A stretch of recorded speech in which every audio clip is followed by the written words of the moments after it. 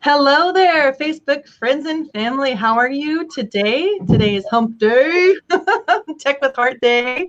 We're excited to be here today with my guest, my very special guest. He's an artist and an artificial intelligence expert, Alex Maki-Jokela, right? Did I say that right, Alex? Yeah, close. Yeah. Anyway, thank you so much for joining us today. Yeah, I'm excited to be here. So how many of you out there have been just a little bit intrigued to learn a little bit more about this special tech topic of artificial intelligence? Some people are a little bit afraid of artificial intelligence. You've seen some movies maybe where robots take over the world. maybe you're using it already in your business with the form of chatbots or instant, private messages that are getting sent out automated. A lot of automation is involved with artificial intelligence. We're going to speak a little bit later with Alex here about how you can utilize artificial intelligence in your business, but also how you can use it creatively, like he's done. He's got a very special story behind what he's doing. But before we get into that, I want to just talk a little bit about why we have what we call this Tech with Heart platform and what Tech with Heart stands for. I'm going to put up a little.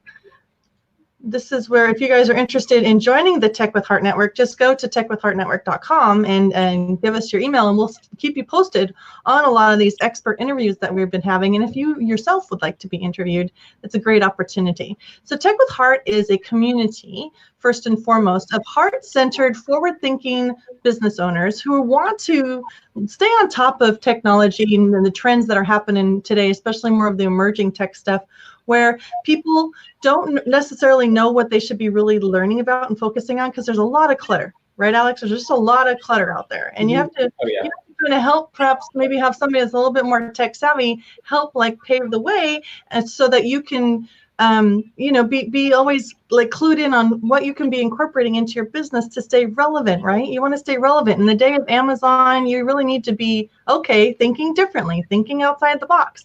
And so Tech with Heart was formed to provide a safe community where entrepreneurs and business owners can come and feel safe to ask those very important questions that maybe they might not feel safe otherwise. Maybe they're a little bit intimidated if they go to like a tech group, because they don't feel like they're knowledgeable enough to ask intelligent questions. That's not the case here. We provide you with a welcome area to be able to ask those good questions, get some answers, and get some directions. And beyond getting your questions answered, we also provide an opportunity for you to be enlightened. So we have special guest speakers like Alex, where you can talk a little bit more about something that you don't know enough about. I don't even know enough about. So I bring in expert guests that talk a little bit about how their technology is being used in their space and how it can benefit you, the business owner. And then beyond the enlightenment part, we also empower you. So it's not enough for us to teach you and tell you what you should be doing without showing you how. So that's another part of what Tech with Heart's all about. We provide this beautiful referral network so that you can know who you can go and work with that's going to take good care of you. They're heart-centered entrepreneurs, but they're going to take your business and they're going to help you grow quicker by incorporating some perhaps technologies or systems or techniques that you had never considered before. So that's what Tech with Heart's all about. And it all came from when I was out introducing augmented reality marketing to people. I created this app called REVEALiO, and a young friend of mine saw that I can make images and objects come alive with virtual content when it was viewed through an app. And so she wanted to send her boyfriend a greeting card that came alive. You guys see that greeting card? It says, I'm thinking of you, or I love you and miss you. That's what it says. And her boyfriend had been deployed overseas in the military, and she wanted him to feel close to her. So we created a card that comes alive with augmented reality. And this is what he saw. Watch how the card comes alive. Hey, Josh, it's Gabby. Yes, I'm on an app. Isn't that the coolest? Why is it glitchy? There we go. It's raining here. So the card has to stay in the viewer of the phone, and now we can do that for business cards too. So something like my business card can come alive with a personalized video message. Michelle Calloway here. I'm a speaker. You see that? How it actually tracks with the actual card. That is what we started out to doing, and then I was showing business owners this new tool, augmented reality. Tim Cook is saying it's going to be as influential as the smartphone. So I'm introducing this to them, and they're all just going, what? what is happening? Oh my goodness, I didn't know anything like this existed. And so then it kind of led me down this path of starting up Tech with Heart. So we are about enhancing human connection through technology rather than replacing our need for one another. And artificial intelligence is one of those technologies that unfortunately does threaten to replace our need for one another. And so it is a hot topic. And so I'm very excited to be able to introduce Alex to you. I met him a couple of months ago, and I was just really intrigued by how he's incorporating artificial intelligence into his new business model. So he's going to talk to you about that. But before he shares too much about his own business, we're going to talk about how you, business owners, might want to be thinking about artificial intelligence for your business. So let me introduce Alex. He is an artist, an engineer, and a business owner who's been exploring the edges of technical art, artificial intelligence, and human creativity for half a decade. He's currently the founder and CEO of Spirit and Glitch, which is an apparel brand that merges human creativity with artificial intelligence to produce stunning leggings, shirts, and more. And he's going to show you some examples, but it's just a really kind of creative use case for artificial intelligence. So I'm very excited, and welcome to the stage, Alex. How are you? Hi, I'm doing great. How are you? I'm really great. Thanks so much again for being here today. Yeah. Tell us a little bit about, I know you're an engineer. Mm-hmm. So if you don't mind, our audience tends to be small business owners. So maybe you can speak to how are you seeing artificial intelligence being used in the business workplace, and what might they want to be considering doing for their own business? Just maybe kind of speak to that for a little bit. Yeah. So there's a lot going on in the artificial intelligence world. There's a lot of, I think, media narratives about artificial intelligence, like replacing people and replacing various like jobs, customer service jobs, white collar jobs, and just all of this different stuff. A lot of it is hype, but a lot of it is also that there is technology that's evolving very quickly. And I think one thing that's not really, I think I want to draw one point kind of at the beginning is that the words artificial intelligence, like when we say that, we tend to think of, oh, there's a computer and it's talking and there's this kind of like human interaction, this sort of this part of it, and that's what we intuitively think of as artificial intelligence. But when you kind of remove that sort of just shiny human interactive layer of it, the kind of what's behind artificial intelligence is things like machine learning and neural networks. And you don't necessarily have to know what those are on a technical level, but just think of it as just layers and layers and layers of statistics and mathematical models. And those already exist. Those are already like up and in production. My favorite example, because it's one that's very relevant to my business, is Facebook. Facebook's marketing is a huge, their marketing platform is a huge artificial intelligence, but we don't necessarily tend to think of it as artificial intelligence because it's not like talking to people in words in a human sounding voice. And so I want to just, before we start, define the scope of artificial intelligence as anything where there's a computer or a set of computers or so on that are making really complex decisions behind the scenes. And then there's a part of it that we kind of see where, like, there was a Google demo where they had an AI assistant call a restaurant and make a reservation. But that's like the icing on top of the cake, where they've had all of these models. They've had voice models, they've had language models, they've had grammar models, and they've managed to get that into a coherent system. And then that's kind of like where it just like edges over the line of where people look at it and be like, that's AI.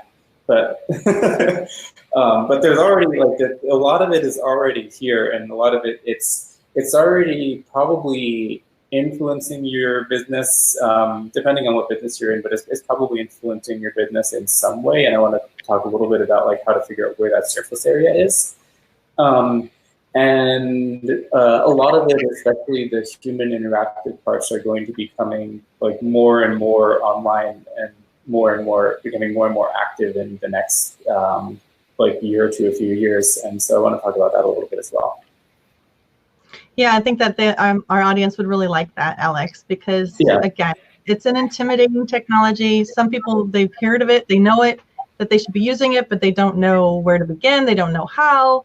Rather than thinking about them having to incorporate it into their existing business systems, there's a lot of software as a service that they could be utilizing that already has artificial intelligence built into it. So we can, maybe give them a few tips and tools if you know of any that you'd like to share that could potentially really help somebody be a little bit more, perhaps more efficient in one area of their business or another. So yeah, let's hear more. We want to hear more, Alex. Share away. All right. So I think the first thing that I'll talk about, and it's a much more just like business use case of it, is you don't necessarily like have to be like rushing in to implement AI in just various parts of your business. Like I think that's actually kind of unless you really know what you're doing technically, that's a sort of foolhardy thing to do. Definitely worth looking at technologies and testing them, and kind of especially if you have something that's interacting with humans, trying to test all of the edge cases of it, because a lot of the times, especially with really deep neural networks, the outputs can be sort of unpredictable. Like they're not necessarily deterministic, and so by deterministic I mean like really predictable. This input, this output, this input, this output. It's more of a kind of a thinking process, and those are not always perfect. I will use Facebook marketing as an example because it's a good touch point of where my business is leveraging artificial intelligence, but we're not actually, it's not RAI, and it's not something that I think a lot of even Facebook marketers and even a lot of the ones that I've seen online necessarily leverage. When you think about the Facebook algorithm, people tend to think of like, oh, you can like hyper target these people and you can do this and that and so on. And that's one way of doing it. But I think the thing to recognize there is that you have this, like there's your business and then there's this whole Facebook ecosystem, this kind of just big layer in the middle. And then there's all of Facebook's audience, just all of Facebook's audience. And what you're trying to do is like define these really narrow pipes through which Facebook can like just see your audience. But like people, it's just lots of variety. It's like just your audience that you get through like specific targeting is going to have a lot of variety. One of the things, and this is just through lots of like research and so on, just online and just reading various marketing forums that I've found, is that the Facebook AI is actually much better at finding your customers than you are if you give it the right things to work with and you realize how it's thinking. And so like if you look at like, let's say you have like a long form ad and you have a Facebook thing that's like optimized for conversions, you can try pointing it at your customers who are just like what you think they're interested in and just kind of just like letting it run. But you can also realize that Facebook has put an ungodly amount of engineering hours and time and just like thrown a ton of money at basically the smartest human beings that they can find to optimize their algorithms for that thing, because that's the core of their business.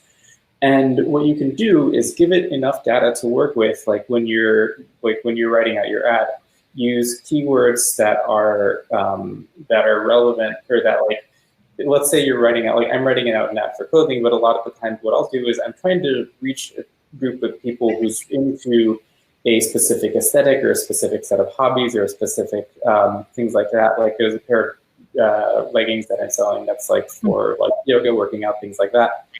And but it also has this very just like magical kind of aesthetic to it.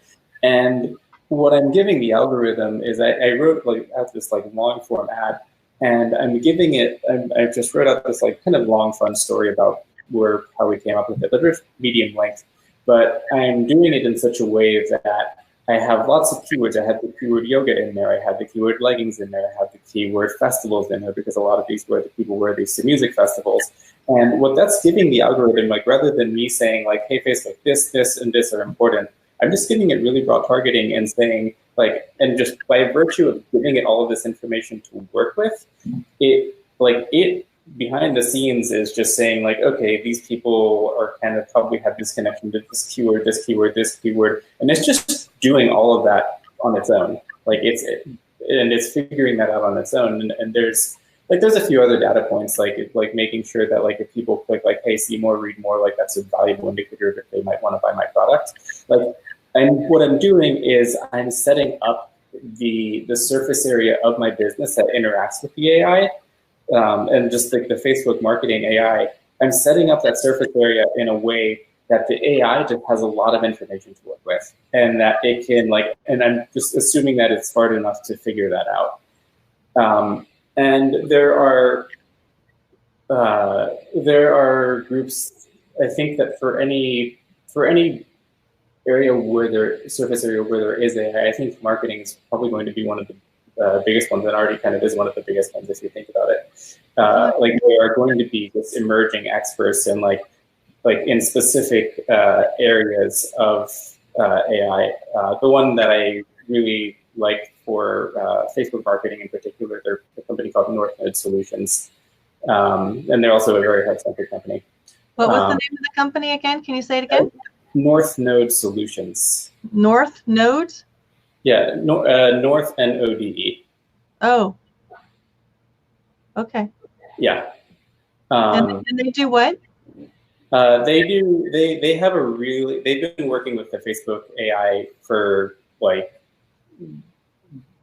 probably 5 to 10 years, and they have a very good understanding of like how to tune for the AI. But yeah, so that's one example of AI. The way that I like to use it more creatively, we can get into more, but that's when like you have an AI in your business, and figuring out like, okay, do you want to use this to do somebody's job? Do you want to do this to enhance somebody's capabilities? And I'm very much a proponent of the latter, and I think that the former is often a recipe for, it creates unpredictability. And it creates just like potential for just things going off the rails and at scale and not necessarily being able to know what's going on right away. So let's stop for a second, and because I think that we have to keep in mind the target audience for Tech with Heart. They're not really the most tech savvy business owners, but they kind of look to us to help them understand how they should be using it. So you mentioned a lot about Facebook's, their targeting algorithms, how it utilizes artificial intelligence, and that is indeed the case. Yeah. There are other things that I've seen. Perhaps if you're in an industry, let's just say like photography, right? And then you need to, like, I even saw a commercial on this where you need to like take a lot of different photos and you need to compile them somehow into like this master bigger photo or what do you call that, a mural of some sort, right? You can train the software to know what it is it's looking for, kind of like it's putting the pieces of the puzzle together for you after you kind of more or less train it to know what to do. And so artificial intelligence, or in fact, machine learning and artificial intelligence are actually considered, some people don't know the difference too much, because in either sense, both cases, you're training the software to know what to do. I actually had written like a little article about how artificial intelligence is like you, the human, teaching a child to ride a bike.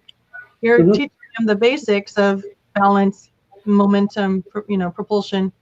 But then once they get going, and they find their way, they're able to like, pop wheelies and do all kinds of whatnot without you even being there, and they're allowed to like go around the block, or they're allowed to, ride down to the store or whatever after you've taught them the basics. So in a way, that's kind of artificial intelligence. So think about this, you guys, in your business. If you are finding yourself doing a lot of repetitive stuff, you need to create a system out of that.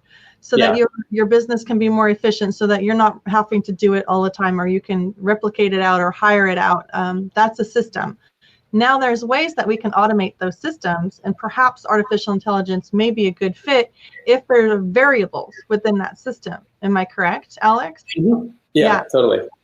So the variables is where the artificial intelligence comes in, rather than just a system being an automated system where it's just technology, it's an algorithm. The algorithm is written once and it just maintains that same duty, right? The algorithm does what the algorithm was done. But if you incorporate artificial intelligence into an algorithm, it starts thinking on its own after it's figured out what it is you want it to do. Am I correct? Okay. Yeah. And to speak to that a little bit, a lot of the implementations of artificial intelligence, especially when it's making decisions and things like that, a lot of the implementations that I've seen, they're very powerful. They also require training, and they require, like, you have to watch it for a while and see what it's actually capable of and what it's not capable of. And also, in my business, on the creative side in particular, I tend to use it not so much as this sort of like, okay, I trust you to do X, but it's more of a, I trust you to do really interesting things if I give you this, and if I give you kind of just like a bunch of variables to play with, I trust that one of the things that you output is going to give me really, really, really, really what I want. I don't necessarily trust that it's going to be the first thing, but like I can give it just different combinations of things, and it can do all this really crazy, interesting stuff with it. Like, let's say I wanted to say, like, okay, give me a picture of a house with a car in front of it, and then I would say that, and then, but like what I really have in mind, like I already have a picture in my head of what I want. It's just like a house with a blue sky, and then there's like a red white Corvette in the driveway or something. And the words that I'm using are not specific enough, and so I'm just like house with car, go, and it gives me a kind of a house with just like this sort of gray sky, because that was what it composited together, and then there's just like a blue Civic in front of it, and like maybe that worked just fine, and maybe that gives me some new ideas, and maybe I look at it and go, that's super not what I was looking for. I think one of the great challenges of interacting with computers, but with interacting with AI in general, is like we're used to having our interactions with humans be very fluid and intuitive, and I can say something and you know what I mean more or less, or like, especially if I have like a good trust and rapport with somebody, like we both have a sort of similar set of pictures, set of aesthetics in mind, or we kind of know what each other's kind of leanings are, and like kind of we have some sense of each other, some intuitive sense of each other. And the way that we relate to computers tends to be, I have to tell you exactly what I want in really, really specific terms, and otherwise everything is going to break. Or like it'll be there and it'll be incomplete, or so on. And a lot of the challenge of programming is just like bridging that gap. So like somebody who's not super technical can just like look at a screen and be like, okay, I need to input this information here, and it goes in the database, and then it's there, and everything is good, and I don't have to worry about it. One of the big challenges with AI is that it kind of like the smarter it gets, the more it falls in the middle of those two. Like the more it's not just like I'm just giving you these simple parameters and I expect a simple output, but it's not yet at the level of I'm like I want this specific I want you to draw me something, or I want you to do this much more complicated task, especially creative tasks, and I trust you to give me the outcome that I want, and like.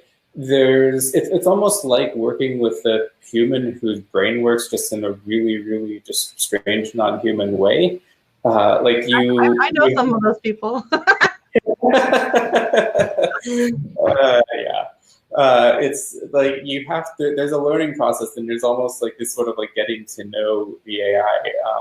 The AI that I use for a lot of my artwork. It took a lot of trial and error and a lot of poking around with it. to see, and then like it evolved over time just as people figured out better and better implementations of it. And so I would try different versions and see what they were good at. Like, and what I'm mostly using it for is an AI called style transfer, an algorithm called style transfer. It's a neural network algorithm. I will, like, it can take, like, there's, like, say, like a painting like Starry Night, and then any picture, like, say, the Golden Gate Bridge, and it will paint the Golden Gate Bridge in the style of Starry Night. That's so cool. It's really cool. That's so cool. Yeah. And so, like, this naturally, what I did was I was like, okay, how hard can I just purpose this, or creatively mispurpose this? And I was like, what if I give it like a picture of like sticks or rocks or leaves or fire or flowers? And in what ways is that thing that is designed, this AI that's designed to like pick up on like painters' brush strokes, what will it see when it sees like flames, or when it sees like flowers or floral patterns or just like any texture? What will it pick up on? What will it not pick up on? Like, what are the limits of this thing? And that's one of the beautiful things about AI, is that you can a lot of the times, if you're, as long as you kind of test it out in advance, if you're clever about it, you can use it for like a use case that's kind of like 1 degree off from where it was intended for, or how it was developed. And that's something that you have to be careful when you have to test, because it wasn't developed for that, so it's going to have failure modes. And there's a lot of textures and a lot of patterns that the AIs that I use, like, it still just looks at it and just like, I don't get it. Nope, not doing that. But in testing it and kind of just like poking around and seeing what it reacts to and finding sort of the limits of it, I now have this really, really just powerful creative visual tool that very few people like have access to or know how to. Like, everybody has access to it. It's online. You can go online. There's a bunch of websites, like neuralstyle.art is my personal favorite, and I built out my own pipeline before that. But the way, like, you have to get to know the AI before you trust it, especially, and like, this is very true in the back end of things. Like, if my AI has like puts out some weird results, and it does all the time, it's not going in front of my customers. I'm not just like having a pipeline that's where it's interacting with my customers and it's just like automatically spitting out shirts and leggings. Like, there's a design process, and I'm very much a part of that. But like, you have to, like, the kind of the due diligence of an AI is like figuring out, like, because you can't all the way like trust it to do this deterministic machine relationship, and you can't necessarily trust it to have this like, I trust that you know what you're doing human relationship. And I think that's what a lot of companies, especially business-facing companies, are going for. And I think a good possibly a good heuristic to follow for that would be the more narrowly defined the space of what they're working with, probably the more reliable it'll be. It's really, really hard, it's just like algorithmically, to make something that handles a variety of use cases, like a conversation about this, or a conversation about this, or like customer service this, customer service that. Like the Google example, when they were booking a restaurant reservation, even that, like, that's taken them years to get to, and that's like, it looks like a relatively simple thing, like, hey, can I have a reservation 6:30 p.m. 2 people, and then there's all this variation, like, hey, what if 6:30 is not available, 9 p.m. available? There's like this whole decision tree, and that's probably something that you have to give their AI, but be like, replacing humans with AIs, I think, is still a very risky thing to do. Replacing very narrow, specific things that your business does with AIs, or using them in a way that you can have one human have a lot of leverage or save a lot of their time and just get a lot more done in an amount of time, is a much wiser approach. And the more narrowly and the more specifically you define what you're trying to use an AI to do, the better. I agree. Yeah, I agree. Yeah, it's not 100%, I guess, reliable. You can't. you know, you got to watch it for a while because it's continually moving, and you want to be in control. You want to be in control. The human needs to be in control. Yeah.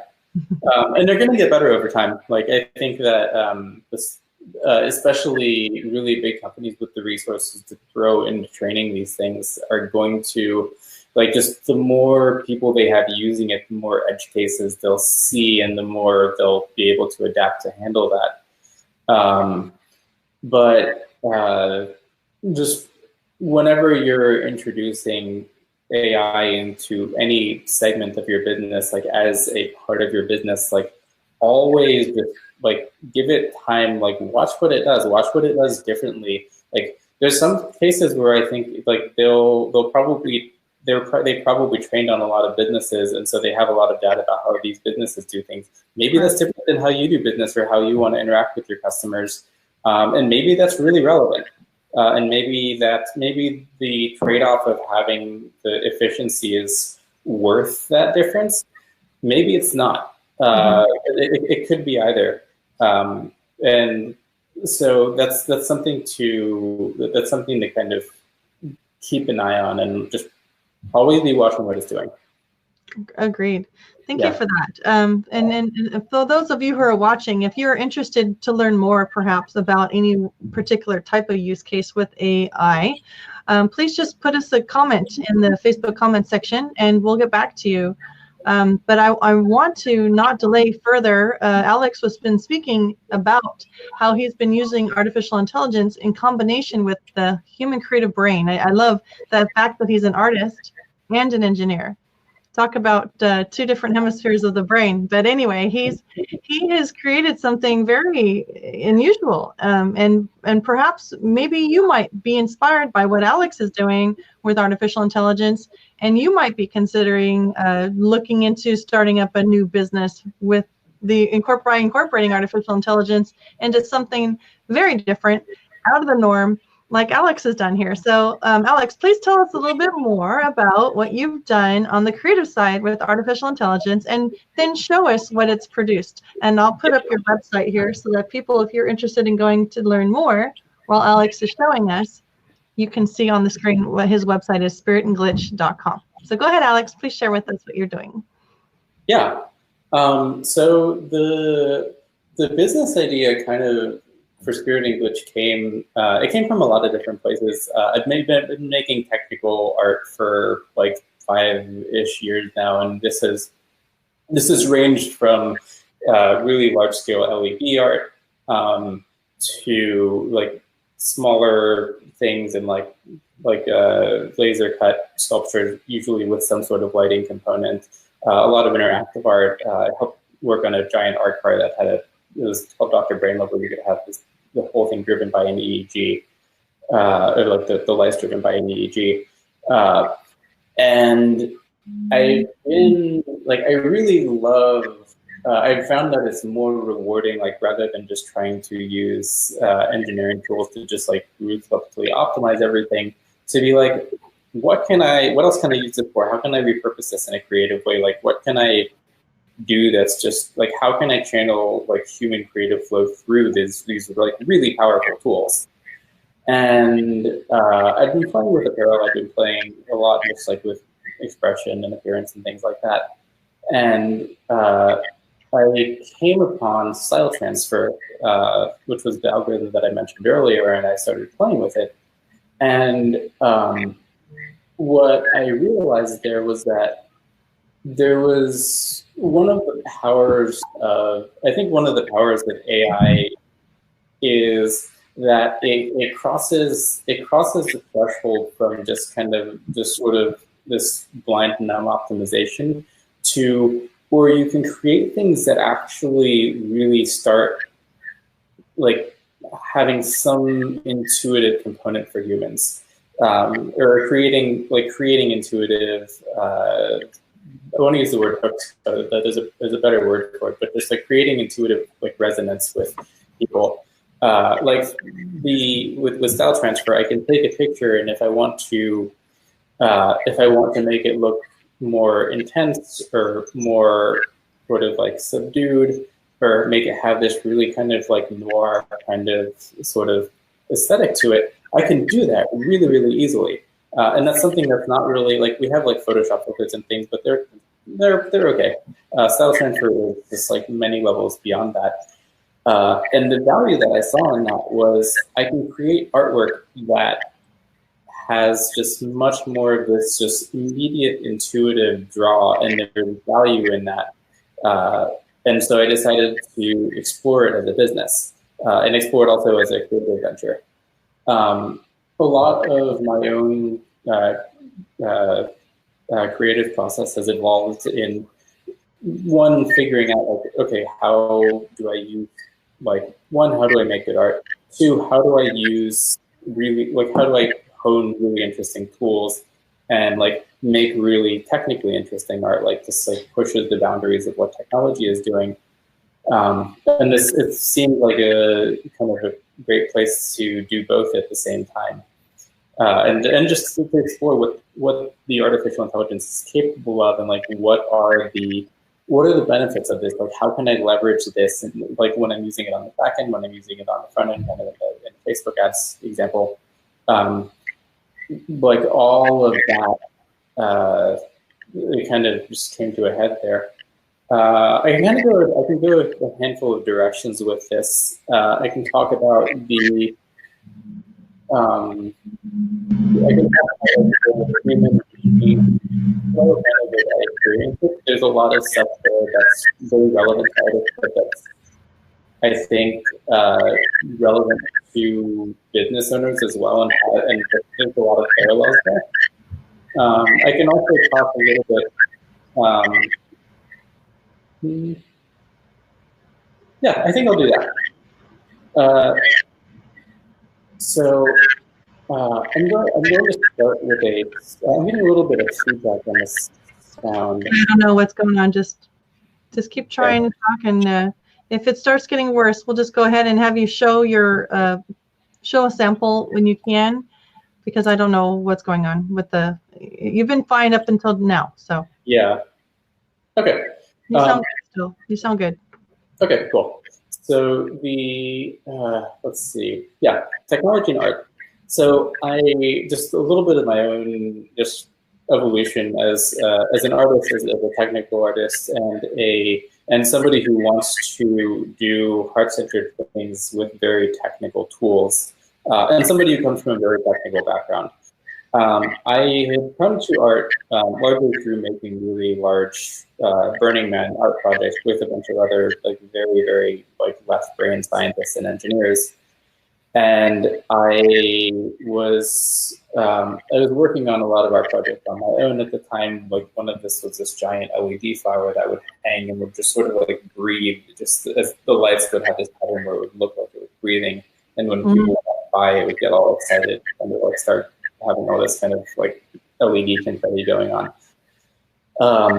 And I started going just from calling myself an engineer to calling myself an artist. But like almost my medium was technical. Like all of the stuff that I was doing was technical, and there was a human aspect of it. Like when it would be at parties, I would just hang around and watch how people interacted with it and so on. But I didn't come from an artistic background. Like I had not been a painter. I'd done some music, but like it hadn't been what I'd been training into. And I went to this event that was it was like a yoga and finger painting event, and kind of odd combination. But I was sitting there, and they were just like take this paint and just like put it on this canvas and like paint what you feel. And when I was sitting there, and I was just painting, and it was just total nonsense coming out. But it was this very just cathartic, biological, human just flow and connection between myself and the canvas that I realized that I had gotten like sort of lost in a lot of the technique and a lot of the technical art and a lot of the machines that I was dealing with, because so much of my time and effort was just like, okay, let's make this thing work. And from there, I started thinking of just like exploring like, okay, how, like this is very clearly like this is like a very core part of art. Like there's something inside of us that has to come out. And I've been sort of doing it in this almost mindless way, just in the sense that, or heartless is a really strong word for it, but in this way that I wasn't connecting all the way down when I was working on a lot of my art. And so I started just whenever I was building something, the first thing that I would do, and I still do this for art pieces or for clothing, is just be like, what am I feeling, or what wants to come out of me? And just get very, very deep and just draw, doodle, just kind of just like let things evolve kind of naturally, and just do like what brings out some emotion or some sort of feeling in me. And then use the whatever technical tools that I'm using nowadays, the artificial intelligence painting tools, to create that. And there's sort of two phases of that. One is sometimes I'll have some really specific idea in my head, and I'll just find like, okay, this is what I like. I want to paint with clouds, or I want to paint with lightning, and I'll find like good pictures of those that I can draw from and then use to create artwork, and usually blend it together with some other things to make exactly what I'm thinking about.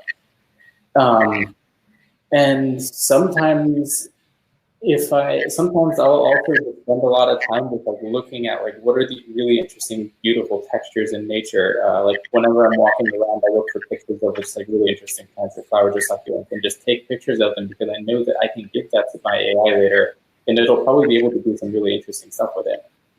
And I think one of the greatest risks in AI is something that's very parallel to the experience that I've had, and that like I'd had myself, and especially a lot of people in Silicon Valley, where they're not trying to connect to the depths of their humanity. They're trying to make a machine that does a function. Right. And like it took me like really sitting down and being like, I am actually serious about being an artist, and I want to do this like to the greatest depth that I can. What do I need to do that? And like kind of having this sort of experience that would just mirror for like, oh, hey, there's a part of this that's really, really important that you're not doing. And I think a lot of engineers don't necessarily have that. And so it's I think one of the greatest risks in AI is when people try to use it to just replace the artistic process, to replace the human process. Whereas if you use it as a tool to enhance what you want to do, and you just sort of negotiate with it, like what can it do, what can it not do? There's a lot of art algorithms.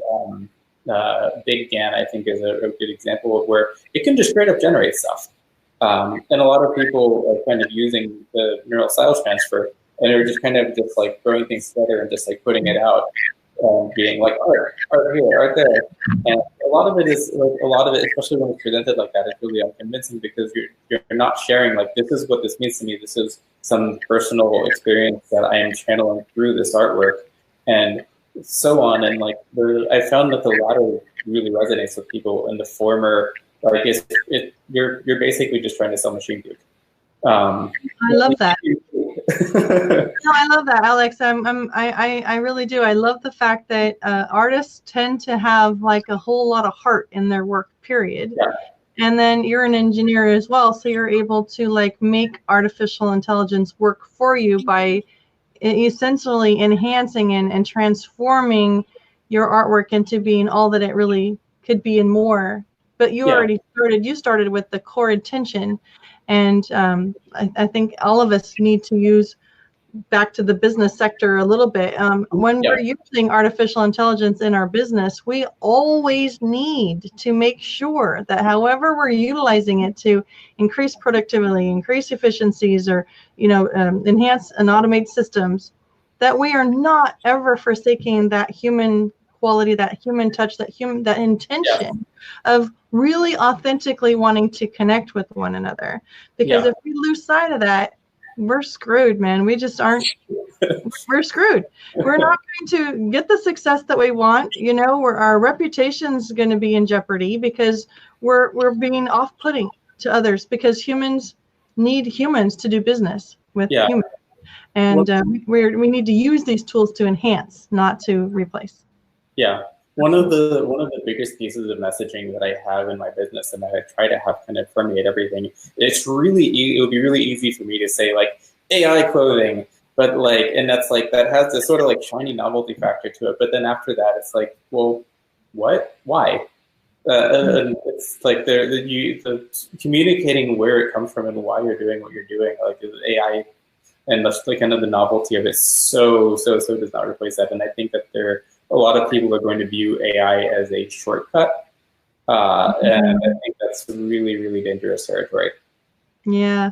So let's go ahead and kind of wrap this up, and then we can give people. I'm gonna ask you to put in the comments some of those websites that you mentioned for sources that you found to be very inspirational, or how are you certain websites that you may find that are really doing a great job with the use of artificial intelligence in the business world. If you don't mind, you mentioned them, but maybe you can put them in the comment section after the interview is over. But if you're okay with that, I would love for you to just kind of lead into showing one of your artistic pieces, and that way people can start putting a visual to what you're talking about. Because I know when I first met you and you're talking to me, I'm like, okay, this sounds fascinating, but I really want to see it. So if you have that, that'd be great. Yeah, there's I'll do that, and afterwards there's one really quick just analogy, or I'll do it really quick. It'll be like a 15-second analogy that I think will be helpful to kind of drive the point home. They're like chess, the highest levels of chess today, they're not played. There was this whole thing in the 90s about humans and chess AIs, and kind of like the machine beat a human and the human beat a machine and so on. Nowadays, the highest levels of chess are played by what's called hybrid, where it's a human and a machine and an AI versus a human and an AI, where the AIs can make all these crazy unpredictable moves, but they can also just have blind spots. And the better the player understands both the chessboard and the AI and how it works and what it's good at and what it's not, and their opponent's AI and what it's good at and what it's not, like that is the highest level of it. It's not AIs versus AIs. And I think in business, it's going to like evolve to be the same, like hybrid, but like both sides understand what you're doing, and only really replacing something when you're really, or replacing or enhancing or so on, when you really trust the AI for that specific thing. Agreed. Yeah. Okay. So one of the examples, this is a shirt that I designed called, I call it Emergent Phenomena. And can you move it closer to the camera for us? Yep. So it looks like it's got a bunch of like Greek lettering or something on there, as well as a really cool like flower in the middle. Yeah. And so one of the kind of the inspiration from that was that I've always seen the mathematical and the scientific world and the natural world as just these two just like beautifully intertwined, interrelated things. There's this story about how like if you look at something mathematically, it kind of just reduces it to numbers. And I look at it more as seeing the underlying structure in things is really beautiful and allows you to understand them more deeply, and math is the language of that. And so I wanted to create something that would represent that and kind of come alive, and kind of also just take the math and sort of just make it a little bit more fluid and a little bit more swirly. And so for this one, I used it was a picture of a flower and just a picture of a bunch of math on a chalkboard. And I put those together, and like if you look at what it started with, just the image that it started with, it looks kind of like, okay, you put a flower on top of a bunch of math, congratulations, it looks okay. But I found this really cool pattern and this really cool image that had this like these really beautiful colors and this really beautiful fluidity to it, and I've been just looking for different textures to use with this a style transfer to do this, and I ran it through, and I ran it through some other things, and it also has this very, like if you look at it, it has this sort of like the text is a little bit brownish. It has this sort of like golden kind of quality to it. And that was from the colors and the textures of that aesthetic that the AI had, that I'd been using the AI to create.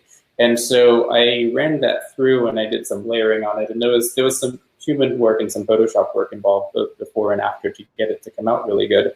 But that was one example of, I couldn't have made that design on my own. I couldn't have made that like come out quite as good as I wanted it to. And with that, this like aesthetic layer the way that I wanted it to. But because I had this AI and I knew how to use it and I was kind of willing to experiment with it and have just it kind of like shape what I was giving it to work with and do a little bit of like just post-processing, I was able to create something that I could share that I normally just would not have had access to, would not have had like the creative like access to and all the tools to actually make exist. Yeah.